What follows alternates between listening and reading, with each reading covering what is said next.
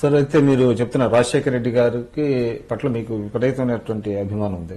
అయితే చాలా మంది రాజశేఖర రెడ్డి గారిని అభిమానించే వాళ్ళు ఆయన కుమారుడు పార్టీ పెట్టినప్పుడు ఆయనతో కలిసి సేల్ అవుతున్నారు, ట్రావెల్ చేస్తున్నారు. మీరెందుకు వెళ్ళలేదు? రాజశేఖర రెడ్డి గారు 30 సంవత్సరాల పాటు కాంగ్రెస్ పార్టీలో ఉన్నాడు. మమ్మల్ని అందరినీ కూడా కాంగ్రెస్ పార్టీలోనే ఆయన పైకి తీసుకొచ్చాడు. తర్వాత పివి నరసింహరావు గారి టైంలో కేంద్ర మంత్రి కాకపోయినా, పిసిసి ప్రెసిడెంట్ కాకపోయినా, రకరకాల హర్డీల్స్ వచ్చినా ఏం జరిగినా కూడా ఆయన కాంగ్రెస్ పార్టీ మీదే ఉండేవాడు. నమ్మకం పెట్టుకుని ఆయన ఆ నాయకత్వంలో పనిచేసేవాడు. ఆ ఉద్దేశంతో మేమందరం కూడా కాంగ్రెస్లో ఉన్నాం. అంతే తప్ప జగన్మోహన్ రెడ్డి ఉంటే మాకు వ్యతిరేకత. ఎందుకంటే రాజశేఖర రెడ్డి గారి కొడుకు కాబట్టి మాకు ఆలోచన ఒక వరవల్లో ఉన్నామనే ఇదే తప్ప మేము పెద్దగా ఆయన వ్యతిరేకించడమో లేకపోతే ఆయన విమర్శించడమో కోసం కాదు. కాంగ్రెస్ పార్టీ రాజశేఖర రెడ్డి గారు ఈరోజు ఉన్నటువంటి వాళ్ళందరూ కూడా రాజశేఖర రెడ్డి గారితో ఉన్నటువంటి వాళ్ళు ఇటు అటు రెండు పక్కల ఉన్నారు కదా. అంటే మెజారిటీ మాత్రం వైఎస్ఆర్సీపీకి వెళ్ళారు. అయితే మీరు చెప్పండి, ఆ రోజు ఇది సెప్టెంబర్ 2 అనుకుంటా ఆయన పావురాలగుట్టలో ప్రమాదంలో చనిపోవటం 2009. ఆ తర్వాత ఆయన పార్థివ శరీరం రాక ముందుగానే కాంగ్రెస్ ఎమ్మెల్యేలు చాలా మంది అత్యుత్సాహంతో జగన్ గారు సీఎం కావాలనేటువంటి సంతకాల సేకరణ చేశారు. అందులో ఇప్పుడున్న పిసిసి అధ్యక్షులు రఘువీరారెడ్డి గారు ఉన్నారని, తర్వాత నాకు తెలిసి మీరు కూడా ఉన్నారని అంటారు. అది వాస్తవేనా? అంటే రాజశేఖర రెడ్డి గారి పార్థివ శరీరం రాకముందు అని కాదు, ఒక రకంగా చెప్పాలంటే ఒక మహోన్నతమైనటువంటి వ్యక్తి అధికారంలో ఉన్నప్పుడు చనిపోయినప్పుడు దాని గురించి శాసనసభ్యులుగా, మంత్రులుగా, పార్లమెంట్ సభ్యులుగా ఆలోచన చేయాల్సినటువంటి అవసరం మా మీద ఉంటుంది. మా కర్తవ్యం. రాష్ట్ర ముఖ్యమంత్రి ఆయన చనిపోయాడు. ఆయనతో ఉన్నటువంటి శాసనసభ్యులుగా మేము తదుపరి నాయకత్వం ఎవరో అని ఆలోచన చేయాల్సినటువంటి బాధ్యత మా మీద ఉంటుంది. అంత కష్టంలోనూ అంత బాధలోనూ కన్నీళ్లు కారుతున్నప్పటికీ కూడా ఒక నాయకత్వం గురించి మనం ఆలోచించాలి. కాబట్టి ఆ విధంగా ఆ రోజు జగన్మోహన్ రెడ్డి ముఖ్యమంత్రిగా వస్తే ఆయన వారసుడిగా బాగుంటుందని చెప్పని నేను, జోగి రమేష్, ఇంకా కొంతమంది మిత్రులు అందరం కూడా ఆ రోజు సంతకాలు పెట్టించి లేక్ వ్యూ గెస్ట్ హౌస్లో మేమే దాన్ని ఇనిషియేట్ చేసాం. తర్వాత మంత్రులందరూ కూడా ఈ రఘువీరారెడ్డి గారు అందరూ కూడా ఆల్మోస్ట్ అందరూ కూడా ఒప్పుకున్నారు. కాబట్టి అది ఆయనకి సంబంధం లేనట్టు ఆయన అనుమతి తీసుకుని ఆయన కన్సర్న్లో జరిగినటువంటి తెలియకుండానే జరిగింది ఇది. కాబట్టి ఆయన ఆపాదించడం అది ఒక రాజకీయమైనటువంటి విమర్శ తప్ప అది ఆయనకు సంబంధించినటువంటి అంశం కాదు. అంటే కాంగ్రెస్ లో అటువంటి కల్చర్ లేదనుకుంటా. బహుశా ఒక ముఖ్యమంత్రి గారు చనిపోతే వారి కుమారున్నో కూతురునో తిరిగి సీఎం చేసేటువంటి కల్చరు కాంగ్రెస్ పార్టీలో లేదు, మిగతా పార్టీలో లాగా. అది తెలియకుండానే కాంగ్రెస్ శాసనసభ్యులు కానివ్వండి, మంత్రులు కానివ్వండి, జగన్ గారు సీఎం అవ్వాలనేటువంటిది చేసినట్టున్నారు, అంతే కదా. అందులో జగన్ గారి ప్రమేయం లేదు. కానీ హైకమాండ్ మాత్రం జగన్ గారి పట్ల కొంత కోపం పెంచుకొని ఏదో అధికారం కోసం.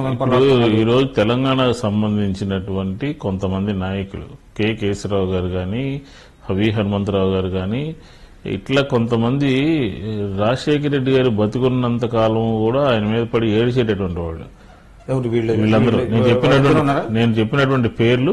తర్వాత ఇంకా కొంతమంది ఉన్నారు. వాళ్ళందరూ కూడా బతికున్నంత కాలం రాజశేఖర రెడ్డి గారిని ఆడిపోసుకుని రాజశేఖర రెడ్డి గారి మీద పడి ఏడిచేటటువంటి వ్యక్తులు.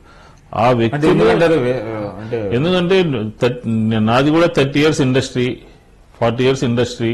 రాజశేఖర రెడ్డి గారికి పేరు వస్తుంది, రాజశేఖర రెడ్డి గారి నాయకత్వం కేంద్రం గౌరవిస్తుంది, రాజశేఖర రెడ్డి గారికి ఒక పెద్ద వెలుగుతున్నాడు అని ఒక ఈర్ష్యతో, ద్వేషంతో ఉండేటటువంటి నాయకత్వం ఇదంతా కూడా.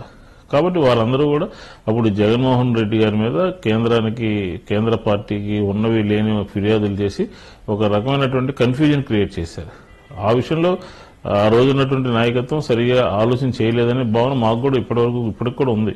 కాబట్టి ఏంటంటే పార్టీ నిర్ణయాన్ని కట్టుబడి ముందుకెళ్ళడం జరిగింది తప్ప ఆ తెలంగాణ ప్రాంతానికి సంబంధించినటువంటి కొంతమంది ఆ రోజున రాజశేఖర రెడ్డి గారు తెలంగాణ ఉద్యమాన్ని దెబ్బతీయడానికి కొంత ప్రయత్నాలు చేశారు. అది కారణాలు ఏమైనా తెలుగుదేశాన్ని బలహీనపరచడానిక, లేకపోతే తెలంగాణలో కాంగ్రెస్ నాయకులను బలహీనపరచడానిక చేస్తే బట్ తెలంగాణ ఉద్యమాన్ని బలహీనపరచడానికి ప్రయత్నించారు కదా. అంటే నేను ఇక్కడ రెండు విషయాలు, తెలంగాణ నాయకత్వాన్ని బలహీనపరచడం, తెలంగాణ రాకుండా బలహీనపరిచారంటే నేను ఒప్పుకుంటాను, కానీ తెలంగాణ నాయకత్వాన్ని ఎక్కడ బలహీనపరచారు? ఈ వ్యక్తులు, నేను చెప్పిన వ్యక్తులు ఇద్దరు కూడా అనవసరమైనటువంటి అక్కసు కక్కినటువంటి వారు. తెలంగాణ నాయకత్వాన్ని తెలంగాణ రాకుండా అడ్డుకునేటటువంటి ప్రయత్నం అందరం చేశాం. కానీ ఆ రోజున నాకు తెలిసి కాంగ్రెస్ పార్టీలో మీరు చెప్పేటువంటి కేకే కానివ్వండి, విహెచ్ కానీ, వీళ్ళిద్దరికంటే కూడా రాజశేఖర రెడ్డి గారికి ఎవరైతే ఆత్మగా చెప్తారో, ఆయన సోల్ అని అంటారో, కేవీపీ గారి మాటే చెల్లుబాటు అయ్యేది కదా. కానీ కేవీపీ గారు ఇనిషియేటివ్ తీసుకోలేదంటారా? ఈ విషయంలో ఆయనకి సంబంధం లేదండి. ఎందుకంటే ఎవరిని ముఖ్యమంత్రిగా పెట్టాలి అని చెప్పని చెప్తే శాసనసభ్యులు చెప్పాలి, లేదా కేంద్ర మంత్రులు, పార్లమెంట్ సభ్యులు చెప్పాలి. ఆయన ఆ రోజుకి ఏమీ కూడా కాదు. ఆయన రాజశేఖర రెడ్డి గారు చనిపోయినటువంటి ఒక రకమైనటువంటి దీంట్లోనే ఉన్నారు. ఆ రోజుల్లో రాజశేఖర గారు చనిపోయి విషాదంలో ఉన్నారు. 3-4 రోజులు జరిగింది ఇదంతా కూడా. కేంద్ర నాయకత్వమే ఆగమే కేవలం కేకే విహెచ్ చెప్పడం వల్లనే జగన్ గారిని సీఎం చేయకుండా ఆయన అడ్డుకున్నారు అనేదే మా మెజార్టీ శాసనసభ్యుల యొక్క అభిప్రాయం. అంతే తప్ప వేరే విధంగా కాదు. వారిద్దరనే కాదు, వారిద్దరితో పాటు కొన్ని శక్తులు పనిచేసినాయి. దాన్ని కేసులు పెట్టడానికి కూడా ఈ శక్తిలో పనిచేసిన ఆయన మీద.